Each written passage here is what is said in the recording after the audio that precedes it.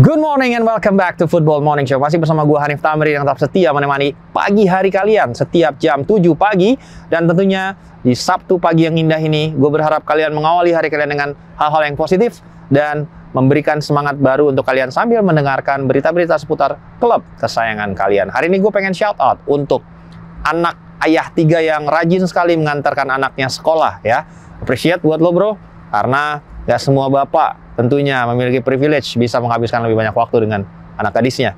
Dan tentunya juga penjual nasi uduk dan yang secara khusus ada yang masang tali raket. Nah nih, spesifik banget nih ya. Ini gue harap kalian semua berada dalam keadaan yang sehat dan juga produktif. Dan kita semua berada dalam rezeki, dilimpahkan rezeki yang cukup tentunya untuk seluruh komunitas my friends. Nah, masih dalam rentetan Diliding Diliton, rentetan Subaton gua sampai tanggal 1 Oktober dengan milestone yang baru itu adalah mencapai 205.000 subscriber. Terima kasih untuk 100.000 subscriber yang akhirnya tercapai kemarin.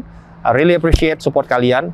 Dan kita masuk ke milestone berikutnya, 205.000 mengalahkan Offside Duo, di mana gue sering sekali diejek oleh Coach Justin gitu kan. Kalau jauh lah gitu secara konten kreator lah ya sama dia. Buat understandable, nggak apa-apa, kan gue cuma Leicester City, kan gue juga sudah bilang sama kalian.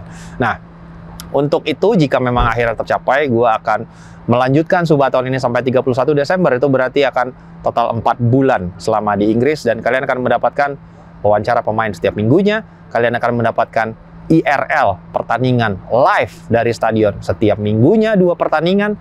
Dan gue berkomitmen penuh untuk melakukan itu untuk kalian jika milestones-nya bisa tercapai. Nah, sekarang kita masuk ke, tentunya kita highlight dulu sponsor kita, Rexona ya, yang kali ini memberikan sebuah varian yang paling powerful, itu adalah Rexona spray antiperspiran. Itu dia my friend, wangi sekali, wangi kemenangan, wangi juara. Dan untuk yang antiperspiran spray ini akan memiliki kemampuan untuk quick instant dry. Jadi kalau kalian pakai ini, kalau kalian punya keringat berlebih, dengan Rexona Men Invincible Dry yang spray ini ada antiperspirannya yang akan membuat keringat kalian itu akan tertahan atau tidak terlalu berlebihan ya. Jadi nggak basket nih teman-teman ya. Ini penting sekali untuk cowok-cowok. Kalau cowok itu wangi adalah sebuah keharusan ya. Dan dengan Rexona Men Spray yang baru ini, kalian akan mendapatkan kesegaran selama berhari-hari my friend. Oke, ada apa aja menunya hari ini? Kalian bisa langsung cek di deskripsi, itu sudah ada timestamp-nya dari operator Dani yang kali ini ikutan ke Inggris ya. Dan ada banyak sekali hal-hal yang bisa kita bahas dari Italia, Inggris maupun Spanyol. Jadi let's get into it my friend. Ya, menjelang Chelsea kontra Brentford, dalam siaran press conference-nya Enzo Maresca menjelaskan ada beberapa pemain yang tidak fit untuk bisa tampil di laga akhir pekan ini. Ada begitu banyak pemain yang sedang dalam pemulihan cedera dan juga kondisi match fitness yang belum terlalu maksimal dikarenakan harus menjalani perjalanan panjang dari South Africa maupun dari beberapa negara yang lainnya, dan itu membuat mungkin Chelsea harus berpikir keras bagaimana untuk bisa merotasi tim jelang bertemu Brentford. Antara lain beberapa pemain yang masih dalam proses penyembuhan cedera itu adalah Liam Delap yang kabarnya harus menepi selama 2 bulan karena cedera hamstring.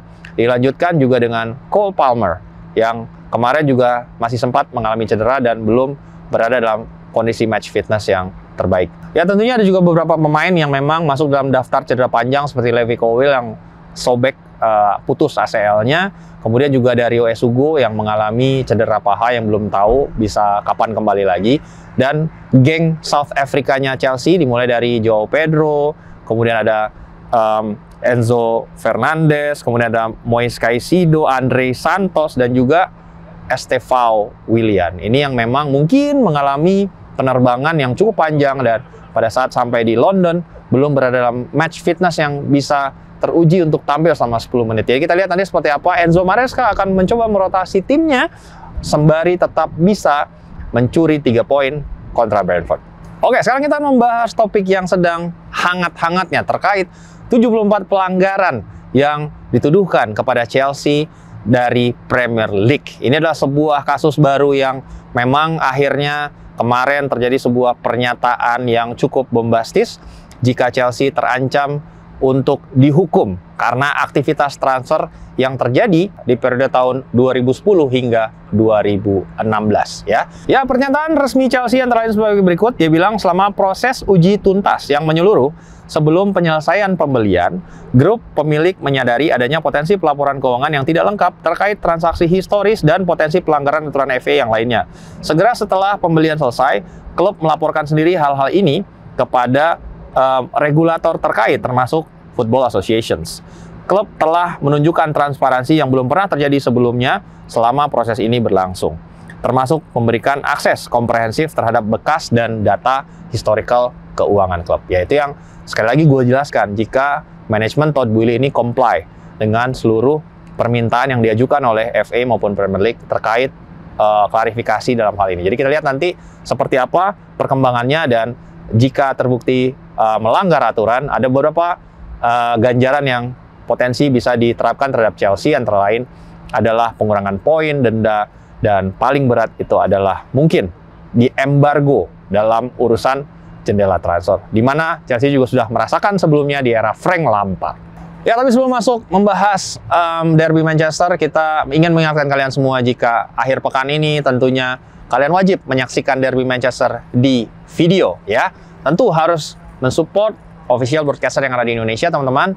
Dan sebelum itu, menunggu derby yang panjang akan terjadi di hari Minggu, gue ingin nyaranin kalian untuk nonton dokumenter Andy Cole ya, yang juga ada di video. Karena memang sekarang video tidak hanya tentang highlights dan juga mini match dan juga pertandingan live, namun juga ada dokumenter-dokumenter keren ya yang bisa kalian tonton di situ ya. Pastinya dengan mensupport video akan lebih banyak nanti perks-perks yang akan kalian dapatkan.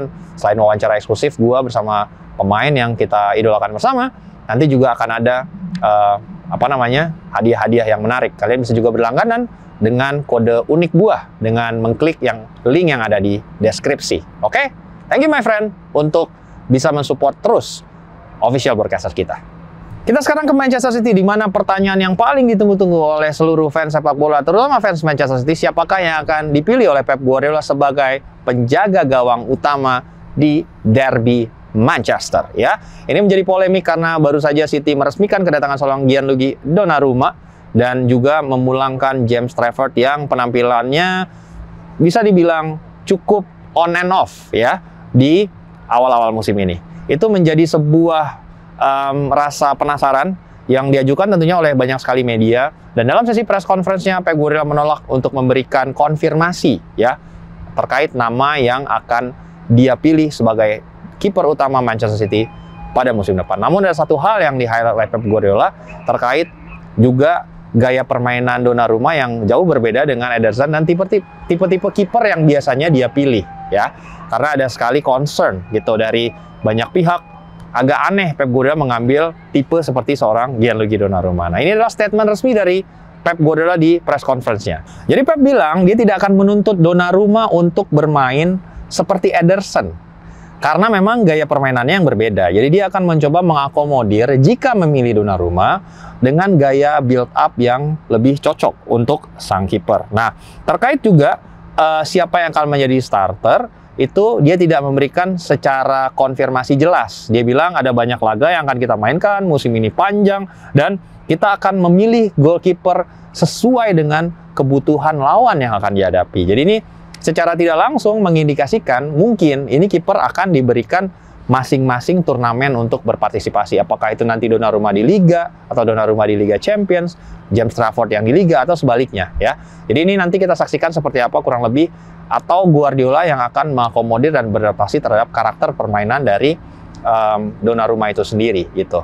Kita lihat nanti seperti apa modifikasi yang akan terjadi, dan permasalahan kiper juga tidak hanya menggantung di sisi biru kota Manchester, namun juga di sisi merah. Kita semua tahu Onana sudah didepak dan dipindahkan ke Turki bersama Trabzonspor. Itu membuat sisa kiper di Manchester United akan diperebutkan oleh 3 pemain. Mungkin technically sisa 2 pemain yang berpotensi menjadi kiper utamanya Ruben Amorim. Pertanyaannya, apakah itu akan menjadi posisi yang dipermanenkan oleh seorang Bayindir yang belakangan mendapatkan kepercayaan yang lebih dari Ruben Amorim, atau akan diberikan kepada Lamens ya. Mengingat ini adalah laga yang sangat-sangat tinggi pressure-nya. Dia adalah kiper muda, langsung starter sebagai kiper utama MU di laga Manchester Derby dengan potensi bisa membuat blunder. Dirasa-rasa terlalu pressure yang tinggi oleh seorang Lamens. Jadi mungkin akan dipilih match yang lain. Dibiarkan dulu beradaptasi, dan ini juga menjadi pertanyaan dari banyak sekali media dalam sesi press conference Ruben Amorim. Ya, narasi yang sama juga dikonfirmasi oleh Ruben Amorim di sesi press conference-nya jika tentunya Lamens belum siap untuk bisa merebut posisi seorang Bayindir. Itu dijelaskan oleh Ruben Amorim jika Lamens masih membutuhkan waktu karena dia datang dari liga yang mungkin secara level of kompetitif belum sekeras Liga Inggris secara negaranya. Itu membuat dia harus beradaptasi dulu tentang liganya seperti apa, negaranya seperti apa, dan dalam hal ini itu akan lebih logik untuk mempertahankan Altay Bayindir sebagai kiper utama dari Manchester United. Dan itu membuat Ruben Amorim mengkonfirmasi jika di laga derby Manchester nanti Altay akan mempertahankan posisinya dan Lamens harus bisa berjuang jika ingin merebut posisi tersebut. Ya, dalam sesi press conference Guardiola juga didesak terkait alasan kenapa performa timnya masih berada dalam fase turbulensi, dan Guardiola akhirnya mempertahankan argumennya jika memang alasan dari naik turunnya performa dari Manchester City sejak musim lalu karena dalam 5 bulan terakhir mereka mengganti sampai 10 pemain inti. Nah, tentu ketika Anda mengganti begitu banyak pemain inti, dibutuhkan waktu untuk beradaptasi dan merediscover lagi kerjasama tim. Itu yang disampaikan oleh Guardiola. Dan secara khusus dia meng-highlight masih ada beberapa aspek yang positif yang diperlihatkan oleh anak asuhnya. Yang menjadi masalah hanyalah konsistensi. Dalam 90 menit ada manajemen pertandingan yang mungkin karena begitu banyak pemain baru, ini belum dikuasai secara 100% oleh anak-anak asuh yang baru dari Pep Guardiola. Dan dia menyatakan jika ini pasti butuh waktu dan mereka akan menyelesaikan seluruh permasalahan yang mereka hadapi sedikit demi sedikit. Sekarang kita ke Liverpool, di mana tentunya pertanyaan juga menggebu-gebu diajukan kepada Arne Slot apakah Alexander Isak akan mendapatkan menit bermain langsung di laga akhir pekan ini bersama Liverpool. Ini adalah marquee signing yang sudah ditunggu-tunggu, namun kita semua tahu kondisi match fitness yang masih question mark dalam sisi Alexander Isak membuat opportunity untuk dia debut itu menjadi sedikit diragukan. Nah, setelah di-highlight oleh Jon Dahl Tomasson, manajer dari timnas Swedia, yang meng-highlight dia tidak berada dalam kondisi match fitness dan kebugaran yang cukup untuk tampil 90 menit. Hal yang sama juga diindikasikan oleh Arne Slot dalam sesi press conference-nya di akhir pekan ini. Ya, Slot menyatakan jika dia akan memperlakukan Alexander Isak sama seperti pemain lainnya. Jika Ugo Ekitike saja tidak mendapatkan 90 menit, ya berarti Alexander Isak juga tidak akan mendapatkan 90 menit ya. Jadi sama, kurang lebih seperti itu. Dan dia juga meng-highlight jika memang kondisi match fitness dari Isak itu tidak mengizinkan tubuhnya untuk bisa bermain selama 90 menit. Jadi expect mungkin dia akan tampil sebagai pemain pengganti, dan dia ingin mengingatkan kepada seluruh fans Liverpool dan juga wartawan jika Liverpool mengontrak Isak ini 6 tahun ya, bukan untuk 90 menit. Jadi pasti akan diaklamitasi dengan berkala. Jadi gradually dibangun kebugarannya untuk akhirnya jika dirasa sudah cukup fitnessnya ada dalam kondisi yang cukup oke dan bugar, mungkin pelan-pelan baru akan diberikan menit bermain yang penuh ya. Itu kurang lebih yang dijelaskan oleh Arne Slot. Oke, sekarang saatnya kita membahas Arsenal, di mana memang ada terjadi banyak sekali nanti pertemuan familiar faces yang memang akan terjadi dalam laga antara Arsenal menghadapi Nottingham Forest. Kita semua tahu, Edu, BFF-nya Arteta, sekarang menjadi Head of Global Director yang ada di grupnya Marinakis, dan Arteta tentu akan bertemu BFF-nya dia. At the same time, itu terjadi sebuah pergantian pelatih di kubu Nottingham Forest. Biasanya saat terjadi pergantian pelatih, akan terjadi juga aksi dan reaksi. Akan ada banyak pemain yang ingin membuktikan diri, itu akan membuat tentunya laga ini tidak akan menjadi laga yang mudah untuk The Gunners. Secara spesifik, Arteta kembali melakukan gaya dan juga strategi klasiknya dengan memberikan pujian setinggi langit untuk calon manajer lawan dan calon lawannya, itu dengan memberikan puja-puji ya. Antara lain dia bilang jika Postecoglou itu adalah sosok yang sangat dia kagumi dan sudah membuktikan mampu sukses di berbagai negara gitu. Dia memiliki banyak sekali ide dan filosofi yang menurutnya sebuah revolusioner, dan dia sangat mengagumi gaya permainan yang memang sudah diimplikasikan oleh seorang Postecoglou di Liga Inggris, dan dia rasa itu bisa direplicate saat sekarang Postecoglou memimpin nahkoda Nottingham Forest. Ya, sekarang kita ke Italia, di mana tentunya juga sebuah derby maha penting juga terjadi di akhir pekan ini antara Inter Milan melawan Juventus ya. Ada dua derby nih. Di Manchester ada derby Manchester, di Italia ada derby Inter menghadapi Juventus. Dan seperti gua ulas di beberapa episode sebelumnya, dilansir oleh dan dibocorkan oleh Gazzetta dello Sport, jika memang Christian Cifu ini berniat langsung memasang Manuel Akanji sebagai starter dengan objektif mematikan pergerakan seorang Kenan Yildiz yang menjadi sumber kreativitas dari Juventus. Hal ini dikonfirmasi sekali oleh Cifu dalam sesi press conference-nya yang menjelaskan jika Akanji siap tampil dari menit pertama. Ya, Cifu menyampaikan jika Akanji adalah pemain yang penting dengan nilai dan reputasi internasional. Semua pemain sangat penting untuk berkontribusi mencapai tujuan kami. Para pemain yang saya miliki adalah yang terbaik dan saya puas dengan mereka semua, dan saya rasa Akanji siap untuk tampil. Ya, itu dia pernyataan dari Christian Cifu, sekaligus mengindikasikan memang akan mendapatkan menit bermain pemain baru Inter ini, dan perannya seperti apa untuk mematikan seorang Kenan Yildiz itu menarik untuk kita saksikan tentunya di laga derby di Italia. Sebaliknya, manajer Juventus juga mengantisipasi kurang lebih seperti apa tweak taktik yang akan diimplementasikan oleh Christian Cifu di derby di Italia. Igor Tudor menyampaikan jika tidak hanya Inter Milan saja yang berpeluang untuk meraih Scudetto karena memang kedalaman skuad dan kualitas skuad yang dia punya, sebaliknya dia juga sangat yakin jika dia mampu membawa Juventus untuk meraih Scudetto. Ini adalah sebuah statement menurut gua yang lumayan kontroversial ya, gitu. Kita lihat nanti apakah apa yang disampaikan itu berbanding lurus dengan permainan dan hasil yang bisa diraih oleh Juventus. Secara khusus, Tudor menyampaikan jika jelas tim ini bisa berjuang untuk meraih Scudetto. Di awal musim dalam beberapa pertemuan tim, saya membahas kemungkinan memenangkan Liga dan target kami. Tetapi kemudian saya menutup pintu dan tidak akan membicarakannya lagi. Saya hanya berbicara tentang hal-hal yang konkret, kita semua harus meraih hasil, bukan membicarakannya.